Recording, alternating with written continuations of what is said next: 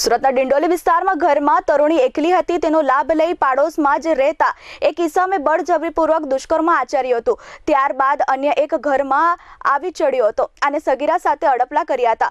સગીરાના માતા પિતા બહાર ગામથી આવી જતા સગીરાએ સમગ્ર વાત માતા પિતાને જણાવી હતી, જેથી માતા પિતાએ બંને નરાધમો વિરુદ્ધ પોલીસ ફરિયાદ નોંધાવી હતી, જેથી પોલીસે ફરિયાદના આધારે બંને નરાધમોની ધરપકડ કરી કાયદેસરની કાર્યવાહી હાથ ધરી છે। સુરતના ડિંડોલી વિસ્તારમાં સગીરા ઘરે એકલી હોવાથી પાડોશમાં જ રહેતા યુવકે એકલતાનો લાભ લઈ ઘરમાં ઘૂસી સગીરા સાથે બળજબરીપૂર્વક દુષ્કર્મ આચર્યું હતું। સગીરાના માતા પિતા તેમજ ભાઈ બહાર ગામ ગયા હતા।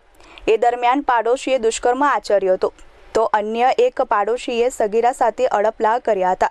સગીરાના માતા પિતા ઘરે આવતા સમગ્ર હકીકત માતા પિતાને જણાવી હતી, જેથી માતા પિતાએ પોલીસ મથકમાં ફરિયાદ નોંધાવી હતી। ફરિયાદના આધારે પોલીસે બંનેને ઝડપી પાડી કાયદેસરની કાર્યવાહી હાથ ધરી હતી।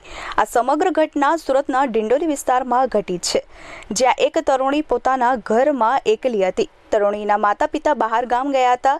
સગીરા અને તેમનો ભાઈ ઘરે હતા। તે દરમિયાન તેમનો ભાઈ પણ બહાર ગયો હતો, જેથી સગીરાની એકલતાનો લાભ લઈ પાડોશી સગીરા પાસે આવ્યો હતો અને કામનું બહાનું કર્યું હતું। તે દરમિયાન સગીરા પાસે કોઈ ન હોવાથી તેમની સાથે બળજબરીપૂર્વક દુષ્કર્મ આચર્યું હતું। ત્યારબાદ અન્ય એક પાડોશી પણ ઘરમાં ઘૂસી આવ્યો હતો અને આ સગીરા સાથે બળજબરીપૂર્વક અડપલા કર્યા હતા।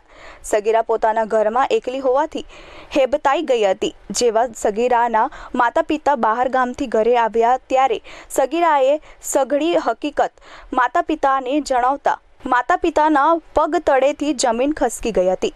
તાત્કાલિક જ માતા પિતાએ પોલીસ ફરિયાદ નોંધાવી હતી, જેથી પોલીસે ફરિયાદના આધારે બંને નરાધમોની ધરપકડ કરી જેલના સળિયા પાછળ ધકેલી દીધા હતા।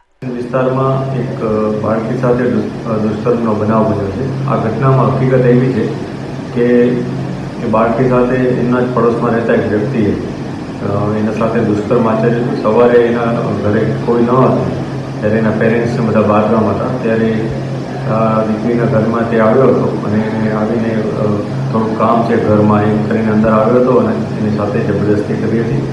આ ઘટના બાદ એકદમ તે સહેમાઈ ગઈ હતી અને તેને આ હકીકત કોઈને કહે એ પહેલાં બીજે દિવસે સવારે એની પડોશમાં રહેતા અન્ય એક છોકરાએ પણ આ જ પ્રકારની એના સાથે હરકત કરી હતી, જેમાં એની સાથે શારીરિક અડપલા કર્યા હતા અને એની છેડતી કરી હતી। આ બનાવ અનુસંધાને પોલીસે તત્કાલ કાર્યવાહી કરતાં એફઆઈઆર નોંધી છે,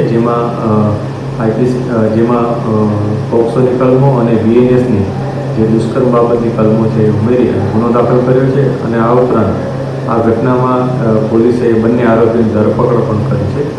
ધરપકડ બાદ બંને આરોપીઓને પ્રોપર ઇન્વેસ્ટિગેશન કરવામાં આવે છે અને આગળની કાર્યવાહી શરૂ કરવામાં।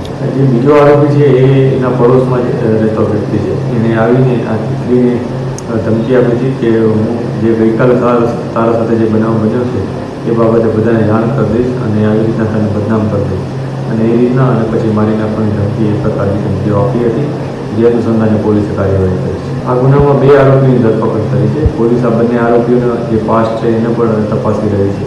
જે પણ હકીકત સામે આવશે એ મુજબ અમે આ બંને આરોપીઓ પર અને અન્ય કોઈ વ્યક્તિ જે પણ હશે એના ઉપર કાર્યવાહી કરીશું। Bureau report H24 news Surat.